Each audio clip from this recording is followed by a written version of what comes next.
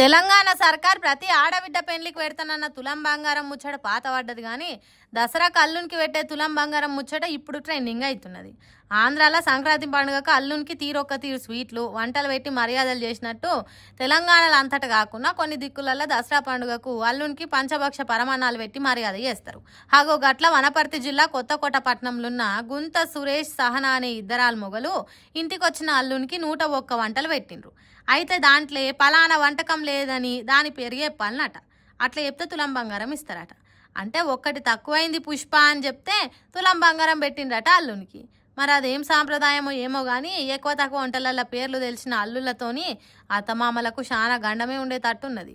మరి లేకుంటేంది ఫలానా వంటకం లేదని ఎన్నిటి పేర్లు చెప్తే అన్ని తులాల బంగారం పెట్టాలంటే ఆస్తులు మొత్తం అమ్ముకోవాల్సిందే కావచ్చు. తులం బంగారానికి 1,00,000 రూపాయల కంటే ఎక్కువ ధర ఉన్నది కాబట్టి ఆగమయ్యే కథ అవుతున్నది.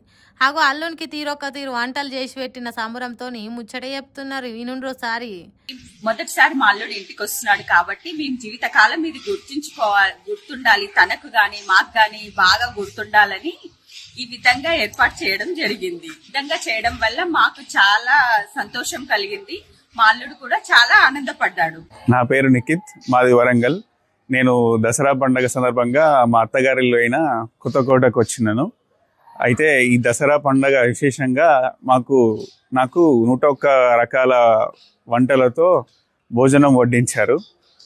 నేను చాలా సంతోషంగా ఫీల్ అయ్యాను. కొత్త అల్లుడు ఎప్పటికీ మర్చిపోకుండా ఉండేటట్టు మర్యాదలు చేసిండట. మరి ఇళ్ళ వరకే అవుతుందో లేకుంటే పోను పోను అంతటికి వాకి ఇట్లా 100ల తీరు వంటలు చేసినప్పుడు కూడా ఓ పండుగ అవుతుందో ఏమో ఇక చూడాలి.